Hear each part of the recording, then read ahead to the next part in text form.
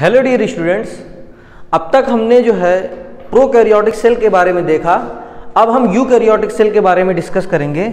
Eukaryotic cell में आपने पहले ही देख लिया था कि बहुत सारे सेल ऑर्गेनील होते हैं। अब हम उन सेल ऑर्गेनील को एक एक करके डिस्कस करेंगे। सबसे पहला सेल ऑर्गेनील जो है वो है सेल मेम्ब्रेन। सेल मेम्ब्रेन के बारे में अब हम देखते हैं। सेल मेम्ब्रेन के बारे में डिटेल स्टडी, डिटेल डिस्कशन तभी हो पाया था जब 1950 के आसपास इलेक्ट्रॉन माइक्रोस्कोप आ चुका था। उसके बाद ही सेल मेम्ब्रेन की या दूसरे बहुत सारे जो सेल ऑर्गेनील हैं उनके बारे में अच्छे से स्टडी तभी पॉसिबल हो पाई थी जब इलेक्ट्रॉन माइक्रोस्कोप आ चुकी थी। उससे पहले तक बहुत ज़्यादा पॉसिबल नहीं हो पाया था। अच्छा, कभी कभी आपसे ये क्वेश्चन पूछा जाता है कि इलेक्ट्रॉन माइक्रोस्कोप की खोज किसने की थी या उसकी इन्वेंशन किसने की थी। तो नॉल और उसका दो साइंटिस्ट थे, KNOLL, नॉल एंड रुस्का। दो ये साइंटिस्ट थे जिन्होंने इलेक्ट्रॉन माइक्रोस्कोप का इन्वेंशन किया था। इसके बाद हम लोग देखते हैं कि जो है इलेक्ट्रॉन माइक्रोस्कोप जब आ गया तो स्टडी कैसे पॉसिबल हो पाई थी। जो सेल मेम्ब्रेन होती है, अच्छा, डिफरेंट ऑर्गेनिज्म में डिफरेंट सेल होते हैं, इसलिए जो एक ओवरऑल सेल देखा गया था वो ये कि जो सेल मेम्ब्रेन होती है वो बनी हुई होती है लिपिड के मॉलिक्यूल से। लिपिड के मॉलिक्यूल से बनी हुई होती है, उसमें फॉस्फोलिपिड ज़्यादातर पाया जाता है। और फॉस्फोलिपिड में, फॉस्फोलिपिड का मतलब ऐसे लिपिड जिसमें फास्फोरस हो, ठीक है। आपको बायोमॉलिक्यूल में लेसिथिन का एक स्ट्रक्चर बना हुआ है जो कि फास्फोलिपिड है। लेसिथिन जब हम बायोमॉलिक्यूल चैप्टर 9 पढ़ेंगे तब देखेंगे वहाँ पे। फास्फोलिपिड में एक एग्जाम्पल यहाँ भी दिखा हुआ है, मेनली फास्फोग्लिसराइड। जो सेल मेम्ब्रेन बनी हुई थी वो किससे बनी हुई थी? मेनली फास्फोलिपिड या फास्फोग्लिसराइड से, जिसमें ये टेल पार्ट होता था, ये अंदर की तरफ ऐसे ऐसे फास्फोलिपिड जिसमें ये अंदर की तरफ होता था, ये ऐसे ऐसे करके ये लिपिड के मैंने मॉलिक्यूल बनाए हैं। ये लिपिड के मॉलिक्यूल हैं, लेकिन ये इसका हेड वाला पोर्शन है, ये टेल वाला पोर्शन है। जो टेल होती है वो वाटर में मिक्स नहीं होती है, ये होती है वाटर में मिक्स नहीं होती है। जो इसको बोलते हैं हम लोग हाइड्रोफोबिक। हाइड्रोफोबिक याद रखिए, अगर जो चीज़ वाटर में मिक्स ना हो उसको हम लोग हाइड्रोफोबिक बोलते हैं। अगर वाटर में मिक्स हो जाए तो उसको हम लोग बोलते हैं हाइड्रोफिलिक। इसके अंदर जो एक्वस मीडियम होगा उससे टेल को कोई फर्क नहीं पड़ेगा, नॉन पोलर टेल को कोई फर्क नहीं पड़ेगा। पोलर का मतलब होता है जिसके ऊपर कोई चार्ज हो, जबकि नॉन पोलर का मतलब होता है जिसके ऊपर कोई चार्ज ना हो। जी टेल होती है ये नॉन पोलर होती है, नॉन पोलर होती है, जबकि हेड होता है ये पोलर होता है। नॉन पोलर टेल को कोई भी एक्वस मीडियम से कोई दिक्कत ना हो। अभी हम आगे देखेंगे कि इसी मॉडल को सिंगर एंड निकलसन ने 1972 में फ्लूइड मोज़ेक मॉडल के नाम से ये मॉडल दिया था। अच्छा, इस मॉडल को मोज़ेक मॉडल क्यों कहते हैं आप खुद ही देख लीजिए। मोज़ेक का मतलब होता है असेंबलेज, सेग्रीगेशन, एग्रीगेशन। सेग्रीगेशन का तो मतलब हो जाता है सेपरेट, जबकि एग्रीगेशन का मतलब होता है एसोसिएशन। तो ये एग्रीगेशन या असेंबलेज से होता है। ये लिपिड के मॉलिक्यूल असेंबली बनाते हैं, इसीलिए कोई भी चीज़ जब असेंबली बने, जब कोई चीज़ मिल कर बने तो उसको हम बोलते हैं mosaic. Fluid mosaic model singer और निकलसन ने दिया था 1972 में। अच्छा, अब हमारे पास बहुत तरह की सेल होती हैं, बहुत तरह के सेल मेम्ब्रेन, तो ऐसी सेल मेम्ब्रेन होगी डिफरेंट टाइप की। जो इरिथ्रोसाइट है, जो आरबीसी की सेल मेम्ब्रेन होती है, इरिथ्रोसाइट हम लोग बोलते हैं आरबीसी को। आप आगे पढ़ेंगे भी इसी बायोलॉजी में, ह्यूमन फिजियोलॉजी के अंदर। इरिथ्रोसाइट हम लोग बोलते हैं आरबीसी को, ल्यूकोसाइट बोलते हैं हम लोग डब्ल्यूबीसी को, जबकि थ्रोम्बोसाइट बोलते हैं हम लोग प्लेटलेट्स को। जब आगे इन्वेस्टिगेशन किया गया और फर्दर, तो ह्यूमन की आरबीसी की जो सेल पर लिपिड के साथ साथ, ये लिपिड थी, लिपिड के साथ साथ हमको प्रोटीन के मॉलिक्यूल भी मिले थे। प्रोटीन के मॉलिक्यूल हमको देखने को मिले थे आरबीसी में। आरबीसी में हमको प्रोटीन के मॉलिक्यूल भी देखने को मिले थे, प्रोटीन भी थी उसमें लिपिड भी थी उसमें कार्बोहाइड्रेट भी पाए गए थे, कार्बोहाइड्रेट।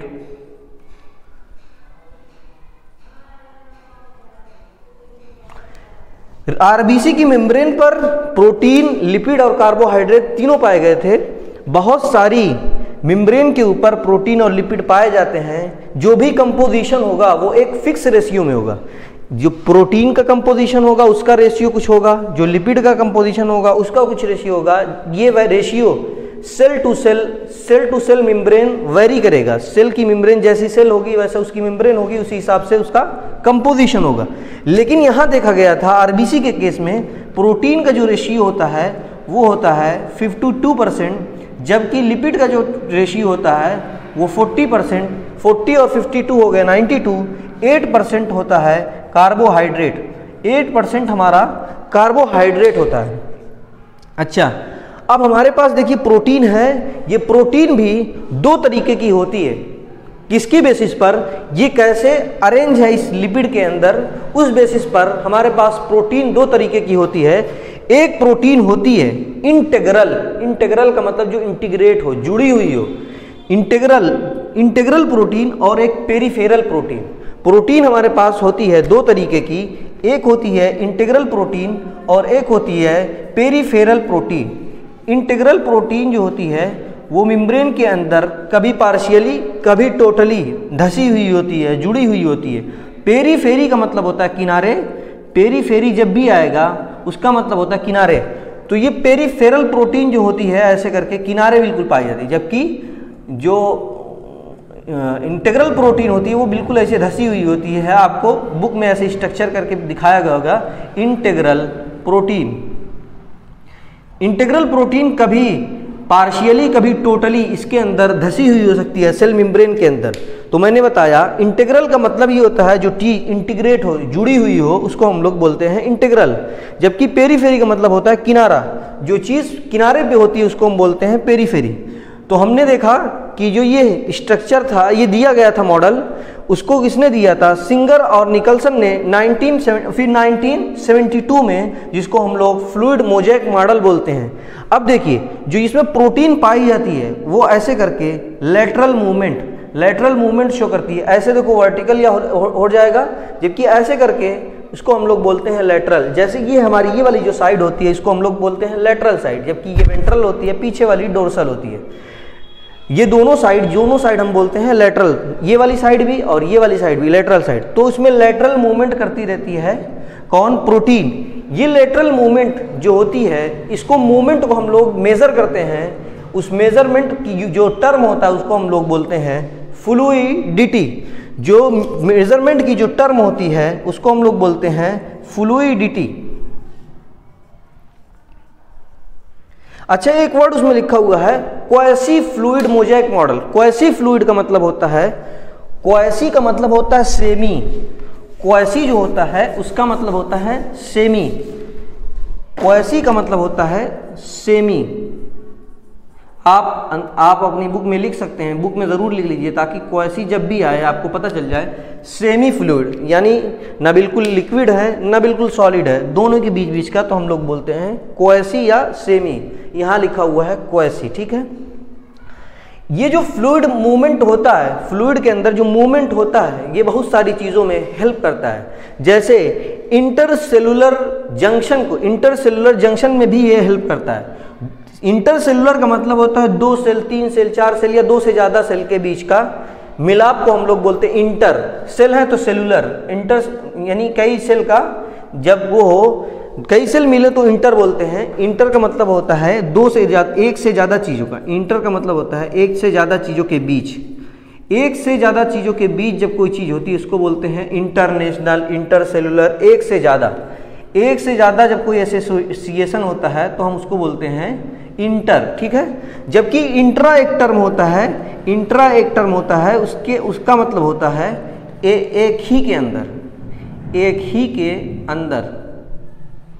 इंट्रा का मतलब होता है उसी के अंदर, ठीक है। जबकि इंटर का मतलब होता है एक से ज़्यादा चीज़ों के बीच कोई भी रिलेशन होता है तो उसको हम बोलते हैं, दो सेल के बीच तो इंटरसेलुलर, दो नेशन के बीच तो इंटरनेशनल, दो से ज़्यादा नेशन के बीच तब भी इंटरनेशनल। ठीक है,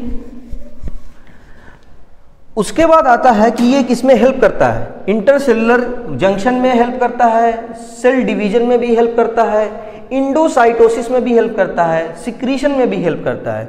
व्हाट सिक्रीशन का मतलब होता है कि किसी चीज़ का सिक्रीशन, हार्मोन का सिक्रीशन, इंजाइम का सिक्रीशन, ये सिक्रीशन हो गया। सिक्रीशन तो आसानी से समझ में आ जाता है।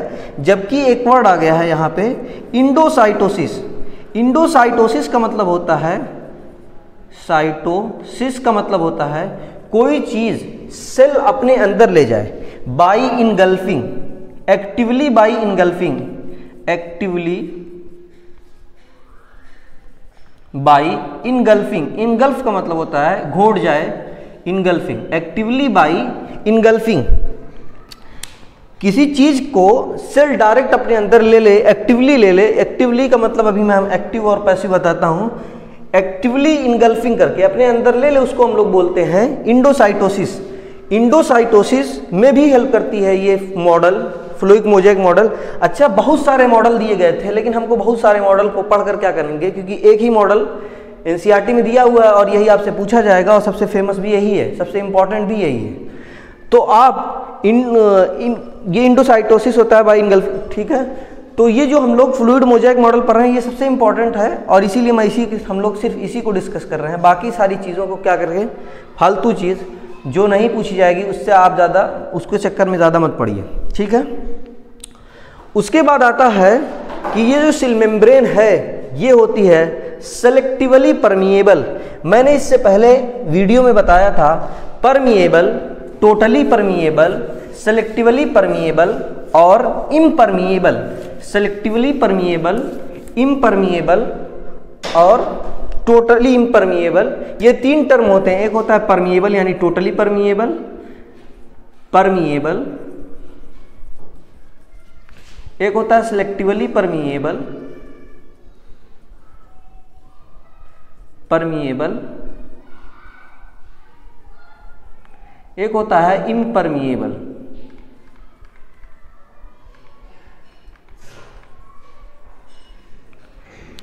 परमिएबल का मतलब होता है कोई भी चीज चाहे अंदर जाए, मैंने अंदर के लिए नीचे का एरो लगा दिया, चाहे उसके बाहर आए, सेल के चाहे अंदर जाए चाहे बाहर आए, मेम्ब्रेन उसमें कोई रुकावट नहीं करेगी।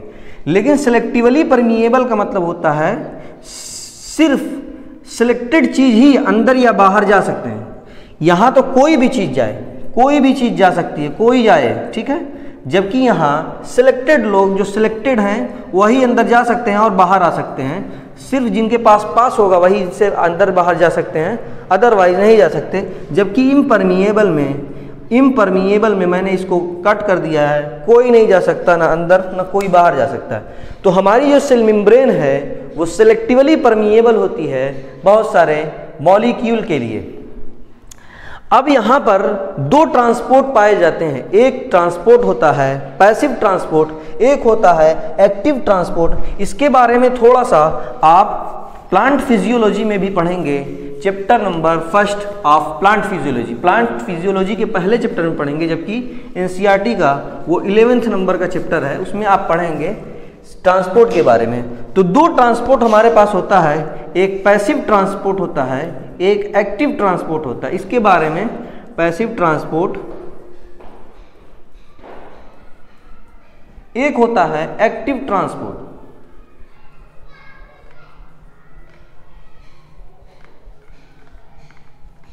इसको बहुत गौर से सुनिए। इसकी कई टाइप होती हैं, जिसमें से एक डिफ्यूजन आपको लिखा है सिंपल डिफ्यूजन। सिंपल डिफ्यूजन भी इसी का टाइप है, सिंपल डिफ्यूजन इसी का टाइप है। अब ये क्या होता है इसको मैं अच्छे से समझिए एकदम बिल्कुल। सिंपल डिफ्यूजन एक होता है, एक होता है इसी का एक टाइप होता है ऑस्मोसिस। ये सब इसी में आते हैं पैसिव ट्रांसपोर्ट में। देखिए पैसिव ट्रांसपोर्ट के बारे में 2-3 बातें बिल्कुल अच्छे से रखिए, याद रखिए। एक तो इसमें किसी भी एनर्जी की ज़रूरत नहीं होती है, पैसिव ट्रांसपोर्ट में किसी चीज़ की एनर्जी की ज़रूरत नहीं होती है। और दूसरा no ATP require, no ATP required, no ATP, जबकि हाई टू लो होता है, हाई टू लो होता है। ये हाई टू लो होता है, एटीपी की जरूरत नहीं पड़ती है। इसी को हम लोग बोलते हैं along the concentration gradient, along the concentration gradient। इसी का दूसरा नाम, इसी को आप ये भी कह सकते हैं along the concentration gradient, along the concentration gradient। Passive transport को हमेशा याद रखिए, तीन चीजें, no ATP, no energy, high to low होता है, यानी जहां चीज ज्यादा रहेगी वहां से लो की तरफ जाएगा। तीसरे, इसी चीज का दूसरा मतलब, इसी को दूसरी तरीके से एक्सप्लेन किया गया है along the concentration gradient. Gradient को मैंने शॉर्ट में लिख दिया है जी, आपकी बुक में तो लिखा ही हुआ है, आप देख सकते हैं along the concentration gradient, concentration को भी मैंने शॉर्ट में लिख दिया है। जबकि ये तीन चीज जरूर याद रखिए कि along द कंसंट्रेशन ग्रेडियंट होगा, हाई टू लो होगा, एटीपी की कोई जरूरत नहीं है यहाँ पर। अच्छा, यहाँ पर रह गया सिंपल डिफ्यूजन और ऑस्मोसिस। ऑस्मोसिस जो है वाटर का जो ट्रांसपोर्ट होता है उसी का एक स्पेशल नेम है। वाटर के ट्रांसपोर्ट का स्पेशल नेम हम लोग देते हैं H2O के ट्रांसपोर्ट का, H2O के ट्रांसपोर्ट को एक स्पेशल नाम हम लोग देते हैं क्या, ऑस्मोसिस। H2O के ट्रांसपोर्ट को एक स्पेशल नाम देते हैं ऑस्मोसिस। जबकि डिफ्यूजन का मतलब सेल मेम्ब्रेन से लगकर उसके अंदर चला जाए, लेकिन जब भी होगा along दी कंसंट्रेशन ग्रेडियंट होगा, एटीपी नहीं चाहिए, हाई टू लो होगा, चाहे डिफ्यूजन हो, सिंपल डिफ्यूजन हो, चाहे ऑस्मोसिस हो, दोनों में ये तीनों चीज़ें जरूरी रहेंगी। अच्छा, अब आ जाइए हमारे पास एक्टिव ट्रांसपोर्ट। एक्टिव ट्रांसपोर्ट होता है, एक्टिव ट्रांसपोर्ट होता है एटीपी रिक्वायर्ड होगा, अगेंस्ट द कंसंट्रेशन ग्रेडियंट होगा, against the concentration gradient, against the concentration gradient. और तीसरा जो वो होता है लो टू हाई होगा,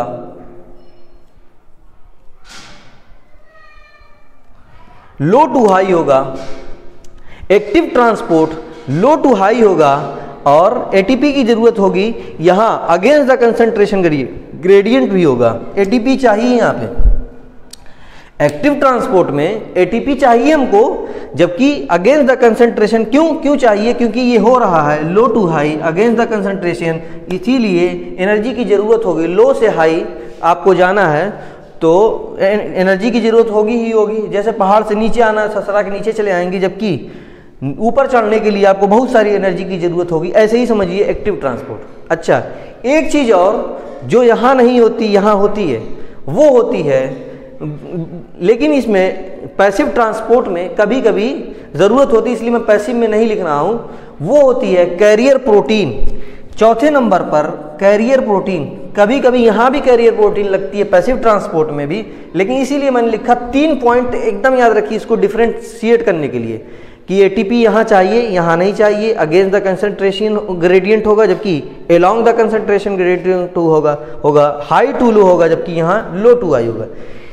जो चौथे नंबर पे लिख रहा हूँ यहाँ भी जरूरत होती है अक्सर, और यहाँ भी, यहाँ तो होगी ही होगी, ये होगी कैरियर प्रोटीन। अब मैं बताता हूँ ये कैरियर प्रोटीन क्या होता है। कैरियर प्रोटीन क्या होता है, हमारी मेम्ब्रेन जो बनी हुई है वो बनी हुई है लिपिड से। हमारी जो मेम्ब्रेन बनी हुई है उसमें ज़्यादातर लिपिड है। लिपिड क्या करता है, पोलर मॉलिक्यूल को अपने अंदर से जाने नहीं देता है। लिपिड जो है अपने अंदर से पोलर मॉलिक्यूल को नहीं जाने देता है। ये क्या करता है, फैसिलिटी प्रोवाइड करता है, फैसिलिटी सुविधा दे देता है कि आप अंदर चले जाइए। उसका काम होता है, कैरियर प्रोटीन का काम होता है कि आप अंदर जा सकते हैं। किसकी हेल्प से, कैरियर प्रोटीन की हेल्प से।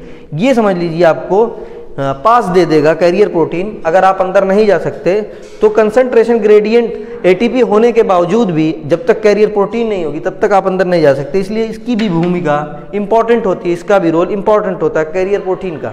कैरियर प्रोटीन की या चैनल प्रोटीन भी इसको कहते हैं, ठीक है। कैरियर प्रोटीन की जरूरत होती है एक्टिव ट्रांसपोर्ट में। इसका एग्जाम्पल बहुत ही फेमस है, sodium potassium pump. Sodium potassium pump ये एक्टिव ट्रांसपोर्ट का एग्जाम्पल है।